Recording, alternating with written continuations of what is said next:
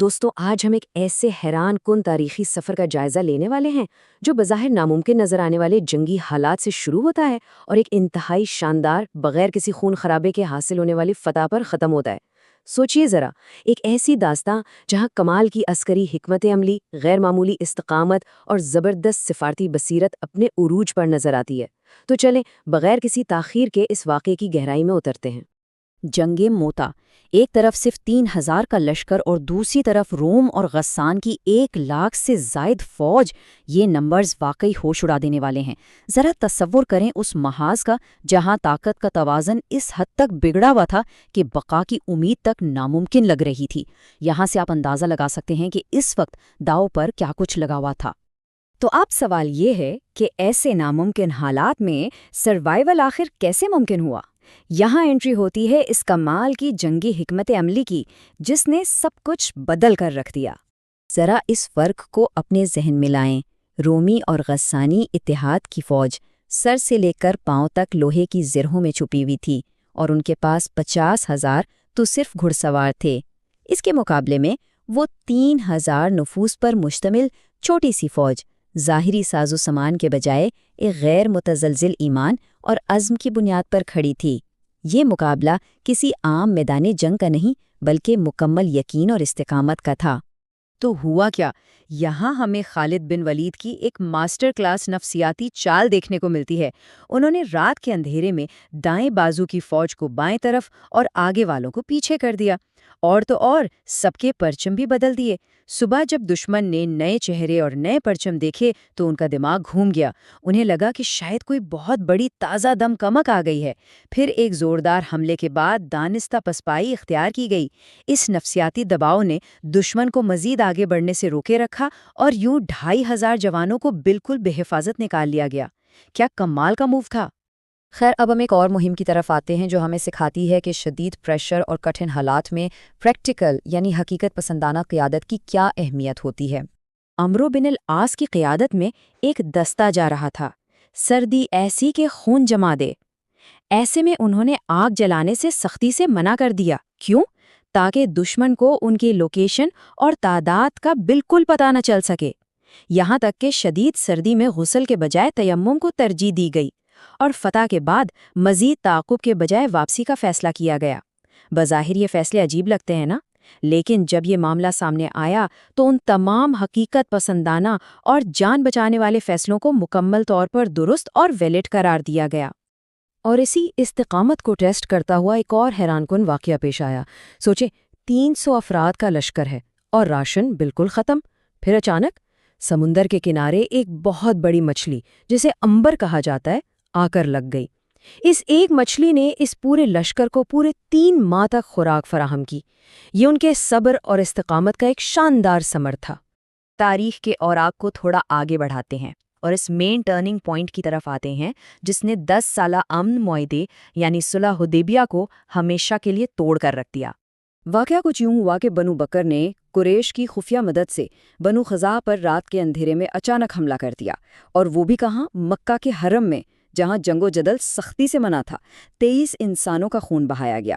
جب یہ معاہدہ اتنی بری طرح ٹوٹ گیا تو مکہ کی جانب سے ابو سفیان بھاگم بھاگ مدینہ آئے ڈپلومیسی کے لیے، لیکن وہ تمام سفارتی کوششیں مکمل طور پر ناکام رہیں۔ ایک بار جب اعتماد ٹوٹ جائے تو اسے واپس جوڑنا واقعی کتنا مشکل ہوتا ہے، یہ اس کی ایک واضح مثال ہے۔ معاہدہ ٹوٹنے کے بعد اب ہم اس تاریخی واقعے کے عروج کی طرف بڑھ رہے ہیں جہاں ایک عظیم الشان فوجی رسپانس کی انتہائی خفیہ تیاریاں شروع ہوئیں۔ یہ کوئی عام حکمت عملی نہیں تھی۔ ایبسولوٹ سیکریسی یعنی مکمل رازداری۔ مدینہ سے باہر جانے والے تمام راستوں پر پہرے بٹھا دیے گئے تاکہ کوئی خبر باہر نہ جا سکے۔ 10,000 فوجیوں کا ایک بہت بڑا لشکر متحرک کیا گیا، لیکن منزل کیا ہے؟ یہ مکمل طور پر صیغۂ راز میں رکھا گیا۔ یہ بلو پرنٹ واضح کرتا ہے کہ جنگوں میں سرپرائز کا ایلیمنٹ کتنا فیصلہ کن ثابت ہوتا ہے۔ لیکن اسی دوران رازداری کو مینٹین رکھنے کا ایک انتہائی سنسنی خیز واقعہ ہوا۔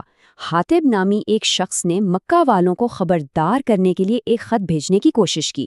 یہ خط ایک عورت کے ذریعے بھیجا گیا جس نے اسے اپنے بالوں کے جوڑے میں چھپا رکھا تھا، لیکن بروقت ایکشن لیتے ہوئے علی اور زبیر نے اس عورت کو راستے میں ہی روک لیا اور خط برآمد کر لیا۔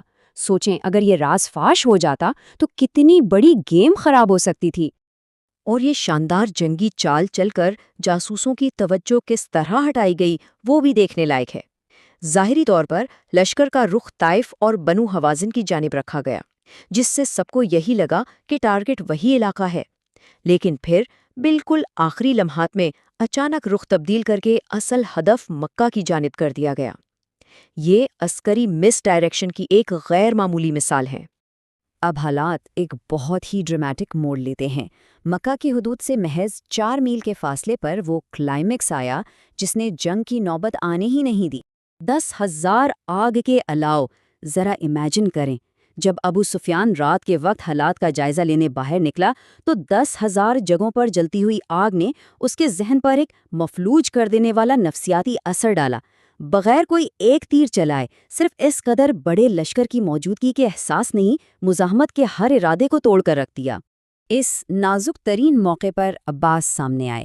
انہوں نے ابو سفیان کو روکا، اسے عمر کی کھینچی ہوئی تلوار سے بچا کر پناہ دی اور سیدھا لشکر کے سالار اعظم کے سامنے پیش کر دیا۔ یہ وہ لمحہ تھا جہاں خون ریزی کے بجائے ڈپلومیسی کو موقع ملا تاکہ ایک پرامن ہتھیار ڈالنے کا راستہ ہموار کیا جا سکے۔ اور اس کے بعد جو شرائط طے ہوئیں وہ واقعی حیران کن تھیں۔ عام معافی اور مکمل حفاظت۔ جو ابو سفیان کے گھر میں داخل ہو جائے اسے امان ہے، جو مسجد الحرام میں پناہ لے لے اسے امان ہے، اور جو صرف اپنے گھر کا دروازہ اندر سے بند کر کے بیٹھ جائے اسے بھی امان ہے۔ یہ ایمنیسٹی اتنی براڈ تھی تاکہ کسی بھی قسم کے قتل عام کو مکمل طور پر اوائڈ کیا جا سکے۔ اور یوں ہم اس ایپک جرنی کے سب سے جذباتی اور تاریخی ریزولوشن تک پہنچتے ہیں، ایک ایسا دن جو ہمیشہ کے لیے رحم اور درگزر کی علامت بن گیا۔ مکہ میں داخلے کی حکمت عملی بہت ہی منظم اور زبردست تھی۔ فوج کو 4 حصوں میں تقسیم کر دیا گیا تاکہ چاروں اطراف سے ایک ساتھ داخل ہوا جا سکے۔ خالد، زبیر، ابو عبیدہ اور قیس ابن سعد ان چاروں فلینکس کو لیڈ کر رہے تھے اور سب کا ٹارگٹ کوہ ہند کے قریب ایک ہی مقام پر اکٹھا ہونا تھا۔ یہ ایک اتنی غالب کر دینے والی ملٹری فارمیشن تھی جس نے مزاحمت کا کوئی راستہ چھوڑا ہی نہیں تھا۔ اس عظیم و شان قوت کے باوجود لیڈرشپ کا اصل فلسفہ کیا تھا؟ سعد جیسے تجربہ کار کمانڈر نے جوش میں آ کر کہا کہ آج تو کٹائی اور انتقام کا دن ہے، لیکن اس تلخ سوچ کو وہیں روکا گیا اور کلیئر میسج آیا، نہیں، آج تو رحم اور کرم کا دن ہے۔ اور کمال کی بات یہ ہے کہ پرچم واپس تو لیا گیا، لیکن ان کے احساسات کو مجروح ہونے سے بچانے کے لیے وہ پرچم انہی کے بیٹے کے حوالے کیا گیا۔ یہ تدبر اور حکمت کی ایک بہترین مثال۔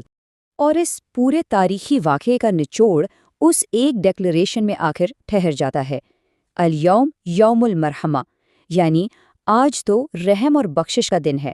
دنیا کی تاریخ بھری پڑی ہے ایسے فاتحین سے جنہوں نے طاقت کے نشے میں تباہیاں مچائیں، لیکن فتح کے بالکل عروج پر ہونے کے باوجود انتقام کے بجائے رحم کو چننا، یہ وہ حقیقی وراثت ہے جو اس واقعے نے تاریخ کو دی۔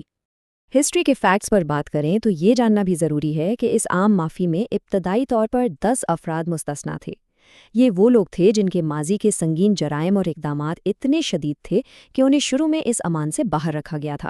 یہ ایک آبجیکٹیو حقیقت ہے جو اس پورے کانٹیکسٹ کو مکمل کرتی ہے۔